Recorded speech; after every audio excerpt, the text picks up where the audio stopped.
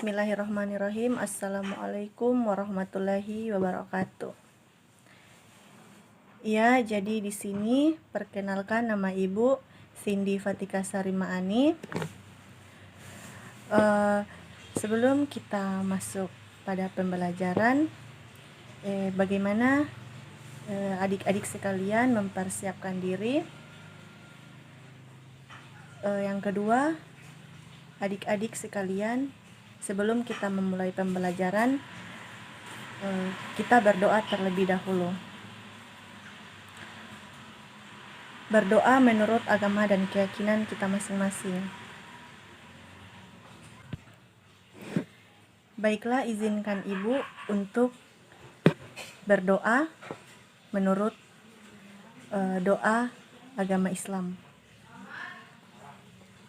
Bismillahirrahmanirrahim. Raditu billahi rabbah wa bil islami dina wa bi muhammadin nabiyya wa rasulah. Rabbi zidni ilman warzuqni fahman. Lanjut, adik-adikku sekalian, anak-anak yang saya cintai. Jadi Allah Subhanahu wa taala memerintahkan manusia untuk beriman kepada kitab Al-Qur'an dan kitab-kitab yang diturunkan kepada Rasulullah sebelumnya. Lalu bagaimana sih cara kita beriman kepada kitab-kitab Allah? Ada yang tahu? Ya. Caranya ialah meyakini bahwa Allah telah menurunkan kitab-kitabnya kepada para rasulnya melalui perantara malaikat Jibril. Ya. Kemudian kitab tersebut harus kita jadikan pedoman hidup untuk menuntut dan mengatur cara kita bersikap guna kebahagiaan di dunia maupun di akhirat. Nah, tadi Ibu sudah menjelaskan cara kita beriman kepada kitab Allah Subhanahu wa taala. Tapi anak-anakku sekalian, tahu nggak sih kalian apa yang dimaksud dengan iman kepada kitab-kitab Allah? Dan juga apa sih kitab-kitab itu? Mari kita kupas satu persatu. Nah, jadi salah satu pokok kepercayaan rukun iman dalam Islam adalah meyakini adanya kitab-kitab Allah Subhanahu wa taala. Jadi, iman sama dengan meyakini atau mempercayai bahwa Allah Subhanahu wa taala telah menurunkan kitab-kitabnya pada Rasulnya. Ya. Kemudian yang dimaksud dengan kitab Allah, himpunan wahyu Allah Subhanahu wa taala yang diturunkan kepada para rasulnya dengan disampaikan kepada manusia untuk dijadikan sebagai pedoman hidup. Apa saja sih kitab-kitab yang wajib kita imani? Di sini anak-anakku sekalian, ada yang tahu? Di sini ada yang tahu? Di antaranya apa saja? Ayo sebutkan. Iya. Jadi yang pertama itu ialah kitab Taurat. Yang kedua kitab Zabur. Yang ketiga kitab Injil. Dan yang terakhir kitab suci Al-Qur'an. Ya. Jadi kitab Taurat itu, adik-adikku sekalian, yang diwahyukan kepada Nabi Musa alaihissalam pada abad ke-12 sebelum Masehi. Ya. Kemudian ada kitab Zabur. Kitab Zabur diturunkan kepada Nabi Daud alaihissalam pada perkiraan abad ke-10 sebelum Masehi. Kemudian ada juga kitab Injil. Kitab Injil ini diturunkan kepada Nabi Isa alaihissalam pada permulaan abad Masehi.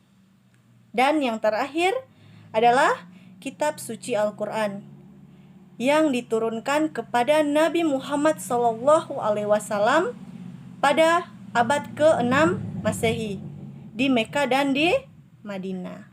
Ya. Selain 4 kitab tadi, Allah juga menurunkan wahyu berupa suhuf. Jadi, di sini ada yang tahu apa itu suhuf?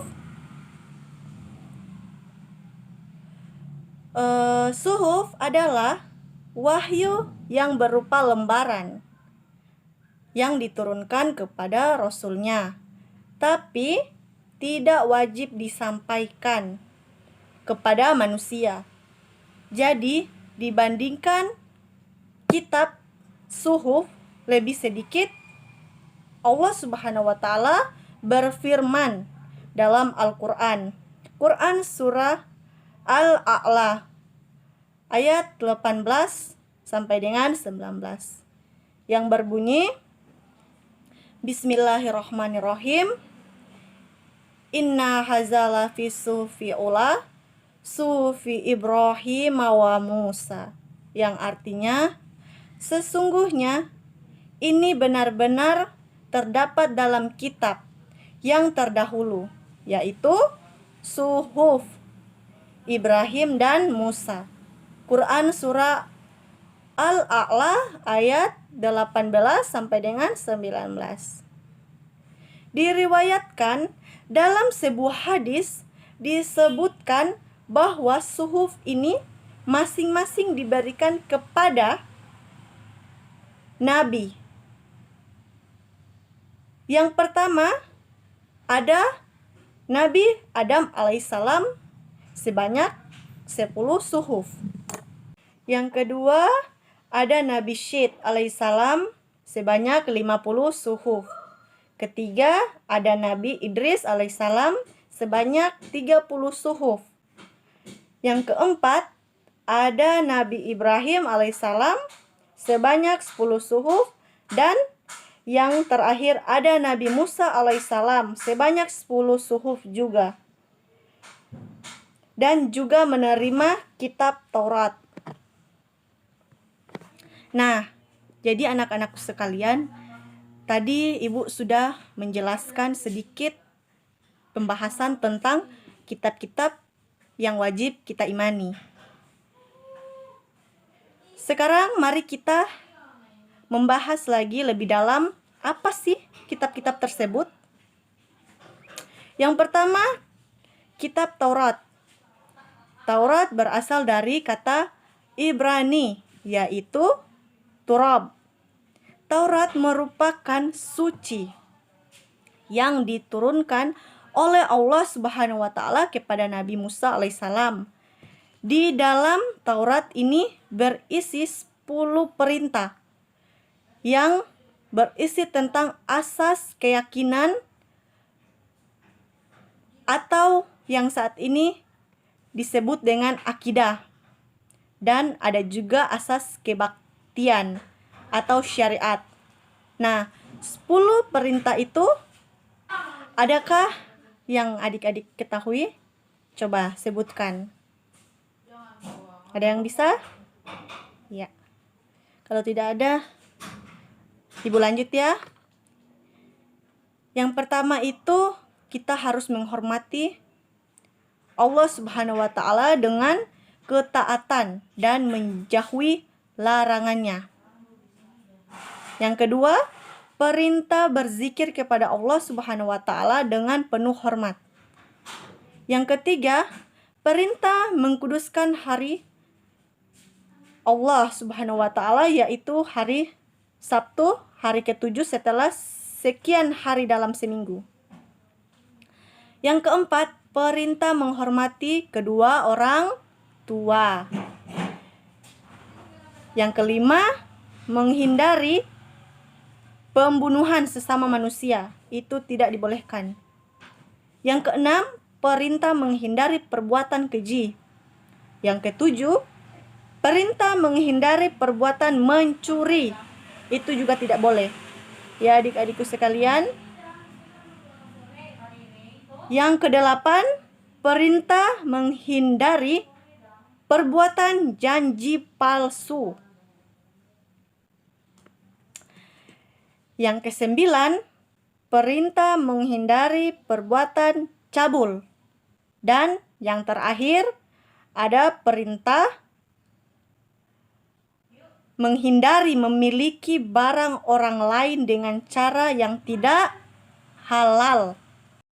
Jadi kita lanjut ya anak-anak sekalian. Nah, untuk apa sih kitab Taurat diturunkan? Ayo, di sini ada yang bisa?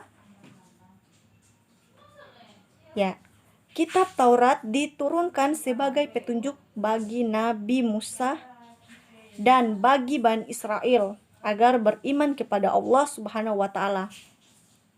Kemudian kitab Taurat ini bertujuan untuk meyakinkan kepada Bani Israel bahwa Allah ada dan Maha Esa.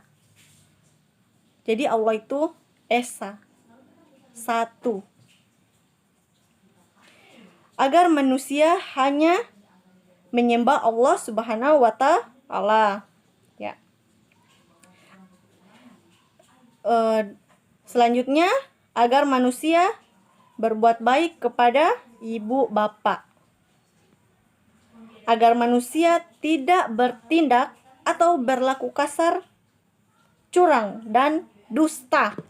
Itu tidak diperbolehkan. Dan terakhir, agar manusia menghindari perbuatan memiliki barang orang lain dengan cara yang tidak halal. Lanjut, ada juga kitab Zabur. Ya. Jadi Zabur merupakan kitab yang diturunkan Allah pada Nabi Daud alaihissalam. Zabur berasal dari kata zabaro, yazburu, zabrun, yang artinya tulisan. Jadi arti asli dari kitab Zabur adalah kitab tertulis. Di dalam kitab Zabur terdiri dari 150 nyanyian dan pujian bagi Allah Subhanahu wa taala. Nikmat yang diantaranya yaitu nikmat doa, zikir, nasihat, dan juga hikmah. Ya, jadi tujuan diturunkannya kitab Zabur sebagai petunjuk jalan yang lurus untuk umat Nabi Daud alaihissalam. Kitab Zabur juga sebagai kabar gembira bahwa bumi ini diberikan pada hambanya yang soleh serta sebagai pemberi peringatan agar tidak ada alasan bagi manusia atau mengingkari adanya Allah Subhanahu wa taala. Yang ketiga, ada kitab Injil. Ya, jadi kitab Injil merupakan kitab yang diturunkan oleh Allah Subhanahu wa taala kepada Nabi Isa alaihissalam sebagai pedoman hidup bagi Bani Israel. Isi kitab Injil berbeda dengan kitab-kitab sebelumnya.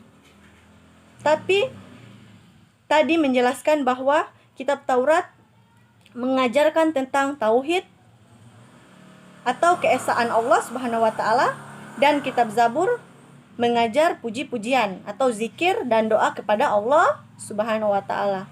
Sedangkan kitab Injil untuk mengajak manusia mengerjakan juhud, yaitu pola hidup yang tidak mengutamakan hal-hal yang bersifat duniawi.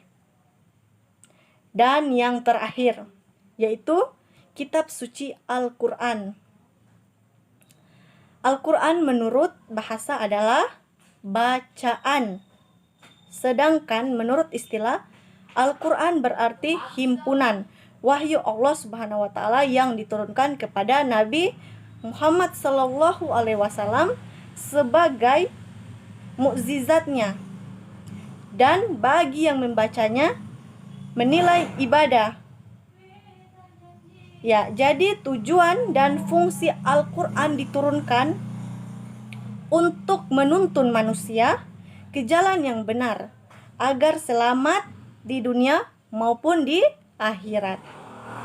Al-Quran ini berfungsi sebagai pedoman dan petunjuk bagi manusia. Ya, apa saja sih isi pokok Al-Quran itu? Yang pertama, anak-anakku sekalian, ada tauhid. Yang kedua, ada ibadah. Yang ketiga, janji dan ancaman, yaitu janji pahala bagi orang yang membuat kebajikan dan ancaman bagi orang yang berbuat kejahatan. Yang keempat, hukum dan aturan yang mengatur kehidupan manusia baik untuk kepentingan dunia maupun kepentingan di akhirat. Dan ada juga yang terakhir, yang kelima, ada kisah dan riwayat orang terdahulu. Allah Subhanahu wa Ta'ala telah menurunkan banyak kitab-kitabnya, anak-anakku sekalian. Yang pertama itu yang Ibu sudah jelaskan tadi, kitab Taurat. Yang kedua ada kitab Zabur. Yang ketiga ada kitab Injil. Dan yang terakhir ada kitab suci Al-Quran. Allah Subhanahu wa Ta'ala juga mengirimkan suhuf. Tapi dibandingkan dengan kitab dan suhuf yang lain, Al-Quran punya kelebihan dan keistimewaan. Mengapa Al-Quran begitu istimewa? Iya, karena Al-Quran terpelihara kemuliaan dan keutamaannya.